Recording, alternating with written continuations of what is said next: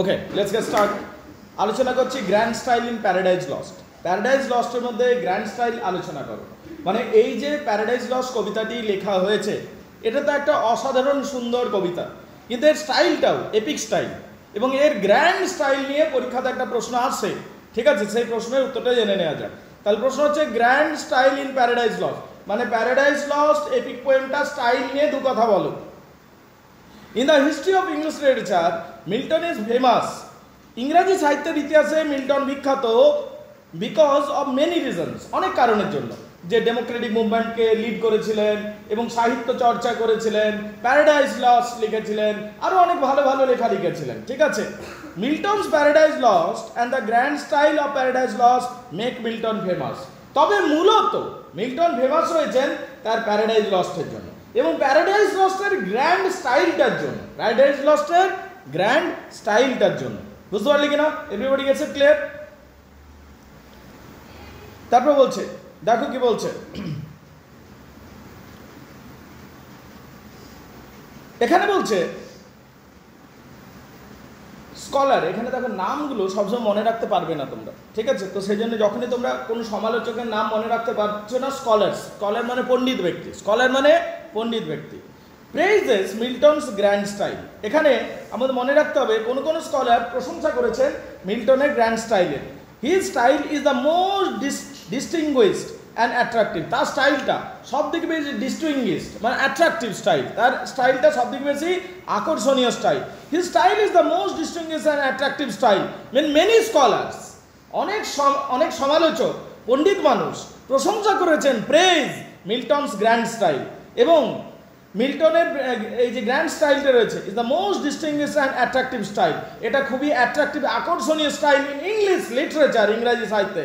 Actually he style বিয়ার্স, তার স্টাইলটার মধ্যে আমরা কি দেখতে পাই? Bears impression of his personality, মিল্টনের পার্সোনালিটি বা ব্যক্তিত্বের ঝলক দেখতে পাই, অ্যান্ড অরিজিনালিটি, এবং তার সত্তাটাকে দেখতে পাই। Milton style is considered as the grand style. মিল্টনের স্টাইলটাকে গ্র্যান্ড স্টাইল বলা হয়, and his style is well suited for the epic poetry. এই স্টাইলটা এপিক পোয়েট্রির জন্য যথার্থ, এই স্টাইলটা এপিক পোয়েট্রির জন্য যথার্থ। লাইক হোমারের মতো, ভার্জিলের মতো, Milton also followed the style. Homer যেরকম একটা এপিক স্টাইলে লিখতেন, ভার্জিল যেরকম এপিক স্টাইলে লিখতেন, ঠিক আছে, মিল্টনও একই রকম একটা এপিক স্টাইলে লিখেছেন, but Milton style is unique. কিন্তু মিল্টনের স্টাইলটা সবার থেকেই আলাদা, হোমারের থেকেও আলাদা, ভার্জিলের থেকেও আলাদা, সব রাইটারদের থেকে মিল্টনেরটা আলাদা। This language is essentially for an epic. This language, ঠিক আছে, এই যে ল্যাঙ্গুয়েজটা রয়েছে, his language is essentially suitable for an epic. এটা একটা এপিক স্টাইল, তার ল্যাঙ্গুয়েজটা হলো this language is essentially an epic style, an epic style, এটা একটা epic style. Milton language is full of thought and musical effect and seriousness. তার লেখার মধ্যে প্রচুর মিউজিক্যাল ইফেক্ট পাই, তার লেখার মধ্যে সিরিয়াসনেস পাই, তার লেখার মধ্যে মিউজিক্যাল ইফেক্ট পাই, তার মধ্যে থট পাই, তার মধ্যে seriousness pi. It is full of wisdom.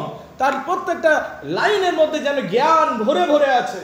তার মিল্টনের কেন মিল্টনের স্টাইলটাকে এপিক স্টাইল বা গ্র্যান্ড স্টাইল বলা হচ্ছে? তার কারণ তার লেখার মধ্যে মিউজিক্যাল পাচ্ছি, কোয়ালিটি পাচ্ছি, থটফুল কোয়ালিটি পাচ্ছি, এবং সিরিয়াসনেস পাচ্ছি। It is full of wisdom, এবং তার প্রত্যেকটা লাইনের মধ্যে উইজডম বা জ্ঞান রয়েছে। The pages of Paradise Lost have a lot of biblical words. আমরা যে পেজেস অফ প্যারাডাইজ লস্ট পড়ি, প্যারাডাইজ লস্টের পাতাগুলোকে উল্টাই, তাহলে দেখতে পাবো কত বাইবেলের শব্দকে ব্যবহার করেছেন তিনি, কত বাইবেলের ঘটনাকে তুলে ধরেছেন।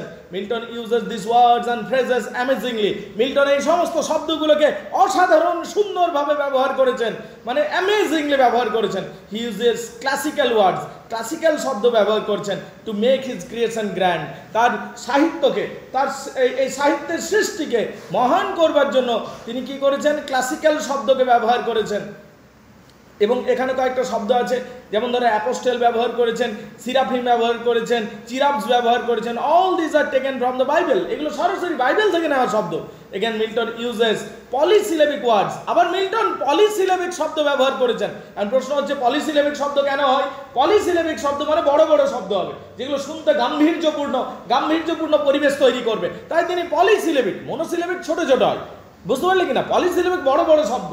তাহলে কি গাম্ভীর্য তৈরি হয়। তো সেই গাম্ভীর্য বানানোর জন্য পলিসিলেবিক শব্দ বেশি ব্যবহার করেছেন। And thus this grand style has become one of the main attraction of Paradise lost. তাই প্যারাডাইজ লস্টের এই সাহিত্যের যে রূপ, প্যারাডাইজ লস্টে এই ভাষাটা, প্যারাডাইজ লস্টের ভাষাটা একটা আকর্ষণ হয়ে উঠেছে, পুরো সাহিত্যের মধ্যে একটা আকর্ষণের কেন্দ্রবিন্দু হয়ে উঠেছে। The theme of Paradise Lost is grand. Paradise লস্টের যে থিমটা রয়েছে, বিষয়বস্তুটাও সেটাও গ্র্যান্ড, ভাষাটাও গ্র্যান্ড, বিষয়বস্তুটাও grand. And it deals with the Bible, এবং বাইবেলের সাথে এটা ডিলিং করে। ফল অফ ম্যান, মানুষের পতনের সাথে আমরা এটাকে দেখি। And the fall of angels, এবং অ্যাঞ্জেলসের সাথে যে অ্যাঞ্জেলরা, দেবদূতরা কিভাবে স্বর্গ থেকে বিতাড়িত হলো সেই বিষয়ে আমরা দেখি। অ্যান্ড জাস্টিফিকেশন অফ গড, কিভাবে গড অ্যাডাম ইভকে তাড়িয়ে দিল স্বর্গ থেকে, এবং কিভাবে লুসিফারকে নরকে পাঠালো, তাকে আগুন জ্বালিয়ে দিল এবং নরকের আগুনে তাকে কষ্ট দেওয়া হলো। এই সমস্ত কিছুকে জাস্টিফাই করা হয়েছে এই কবিতার মধ্যে, প্যারাডাইজ লস্টের মধ্যে। Again the description of Satan, description of hell, এবং শয়তানের যে বর্ণনা এবং নরকের যে বর্ণনা এবং শয়তানের যে স্পিচ, সবগুলো অ্যামেজিং, এবং সব কিছু মিলে এই কবিতাটা গ্র্যান্ড বানায় বা মহান বানায়। Milton's grand style is characterized with the compactness. মিল্টনের গ্র্যান্ড স্টাইলের মধ্যে আমরা কম্প্যাক্টনেস দেখতে পাবো, অ্যান্ড সাজেস্টিভনেস, মানে একটা লাইনকে অনেকটা করে ব্যাখ্যা করতে হয়। এইটা হচ্ছে মিল্টনের গ্র্যান্ড স্টাইল। লাইনটা ছোট কিন্তু ওটার ব্যাখ্যাটা অনেক বড় হচ্ছে, ওটার পিছনে অনেক বড় বড় স্টোরি রয়ে যাচ্ছে।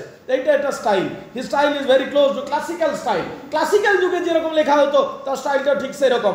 Milton achieves maximum effect with the minimum use of words. তিনি কম শব্দ ব্যবহার করে ম্যাক্সিমাম ইফেক্টকে টানতে চেষ্টা করেছেন। Milton is the master of hints. Milton এত বেশি হিন্টস ব্যবহার করেছেন যেন তিনি সুদক্ষ কারিগর হিসাবে উঠে এসেছেন। His hint something the readers imagine the rest. ও কিছু হিন্টস দেয় আর রিডার্স দিকে যেন বাকিটা কল্পনা করে নিতে হয়। দেখে নাও এই পর্যন্ত। তাহলে এই অংশে আমরা দেখতে পাই, দেখো কি দেখতে পাচ্ছি, Milton is the master of hints. Milton একটু হিন্টস দিচ্ছে, and the hints something and readers imagine the rest. রিডারকে বাকিটা ইমাজিন করে নিতে হয়, কল্পনা করে নিতে হয়। Essential quality of Milton's poetic style is allusiveness. He gives poetic expressions of what observes in life and nature. Milton's grand style is easily noted in his use of unusual structure of sentence. মিল্টনের যেটা আরো বড় বিষয় সেটা হচ্ছে তার স্ট্রাকচারগুলো unusual, common structure নয়, সহজ নয়, একটু লম্বা স্ট্রাকচার, বুঝতে পারলি কিনা, এবং অস্বাভাবিক গঠনগুলো। Milton style violates the expected rule of English grammar in many places.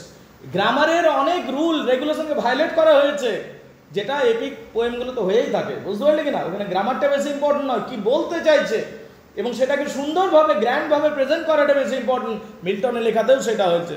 Milton uses unusual vocabulary. Milton প্রচুর ভোকাবুলারি ব্যবহার করেছেন যেগুলো সাধারণত আমরা ব্যবহার করি না। ইন ফরেন ইডিয়মসকে ব্যবহার করেছেন, বিদেশি প্রবাদ বাক্যকে ব্যবহার করেছেন, ল্যাটিন শব্দকে ব্যবহার করেছেন, আর্কিজমকে ব্যবহার করেছেন, পুরনো শব্দকে ব্যবহার করেছেন। Are also use successfully.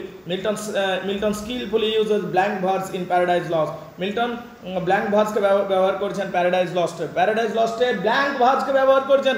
Blank verse ব্যবহার করা সহজ নয়, কিন্তু তিনি ব্যবহার করেছেন। This flexible verse paragraph helps him to add epic spirit in the creation. এই লেখার মধ্যে এপিক স্পিরিট এইভাবে তিনি তৈরি করেছেন, এপিক স্পিরিট নিয়ে এসেছেন এইভাবে এতগুলো পদ্ধতির মাধ্যমে। Again following the classical epic tradition, his starts the epic poem with an invocation. এবং তিনি কি করেছেন, ক্লাসিক্যাল কনভেনশনগুলোকে তিনি ফলো করেছেন, তিনি ইনভোকেশন এনেছেন প্রথম 26 লাইনে, এবং যা একটা এপিকের মধ্যে থাকা দরকার সবগুলোকে তিনি এনেছেন, এবং তার জন্য এই স্টাইলটা পুরো গ্র্যান্ড হয়ে গেছে। টু কনক্লুড, পরিশেষে Milton style is grand, lofty, খুব উঁচু মানের, grand, and so it can be said that it is not a story, it is not the story but the style that makes it really grand. এটা গল্পটার জন্য নয়, স্টাইলটার জন্য এই কবিতাটা এত মহান হয়েছে। বল বুঝতে পারলে কিনা? আন্ডারস্ট্যান্ড? দেখে নাও।